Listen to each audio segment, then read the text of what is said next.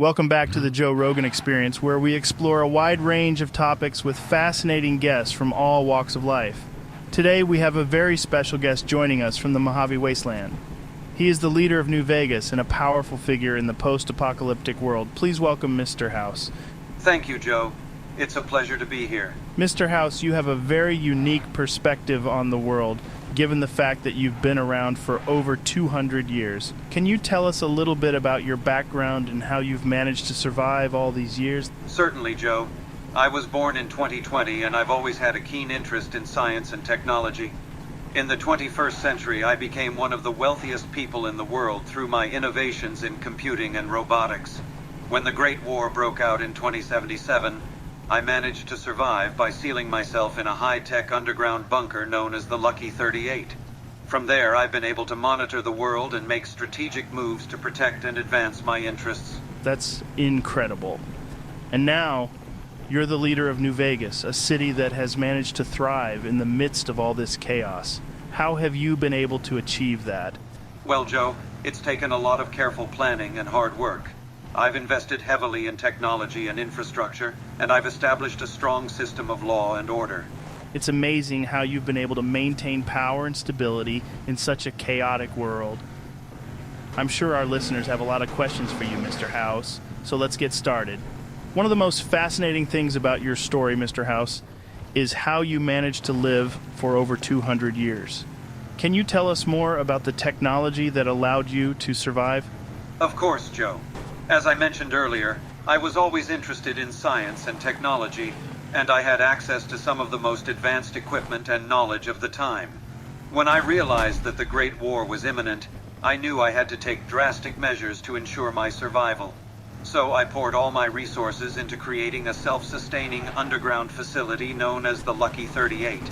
That sounds like something straight out of a sci-fi movie.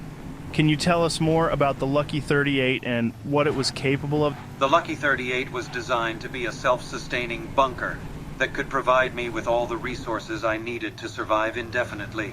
It had its own power supply and air purification system. That's amazing.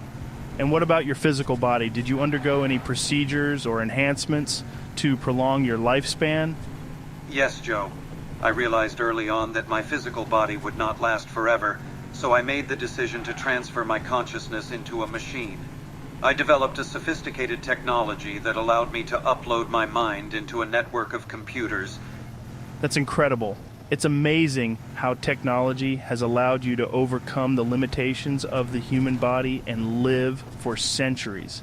I can only imagine the possibilities this kind of technology could have for humanity in the future. Indeed, Joe. The potential for technological advancements is limitless, and as long as I'm alive, I will continue to use my knowledge and resources to advance the cause of science and technology.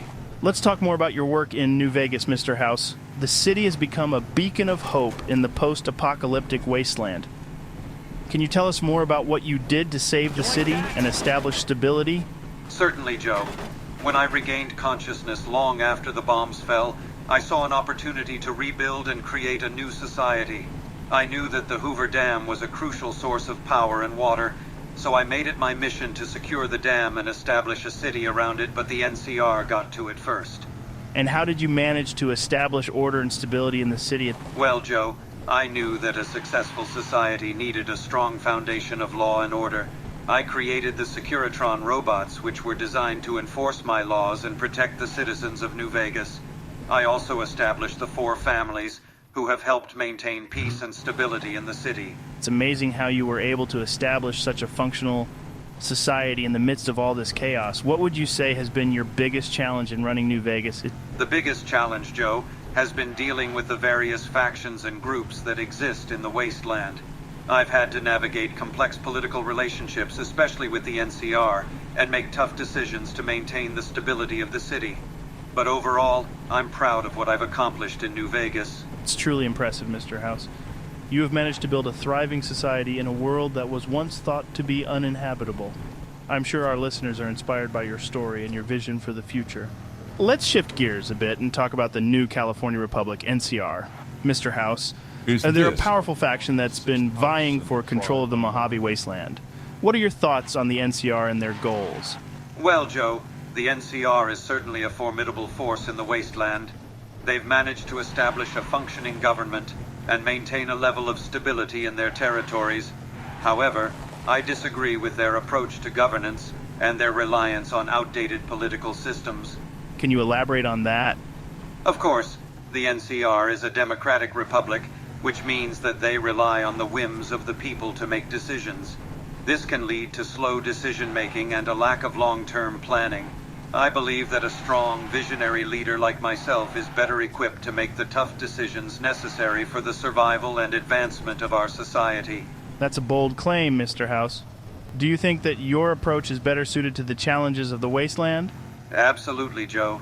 The wasteland is a dangerous and unpredictable place, and it requires a leader who can make tough decisions quickly and efficiently. The NCR's democratic system is simply not equipped to handle the challenges we face.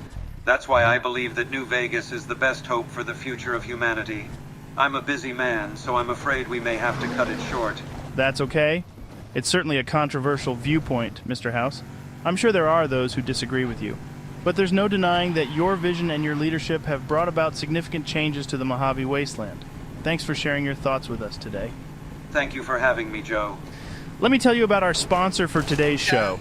Have you ever found yourself wandering the wasteland, parched and desperate for a drink? Well, worry no more because our sponsor has the solution. Introducing Sunset Sarsaparilla, the official beverage of the Mojave Wasteland.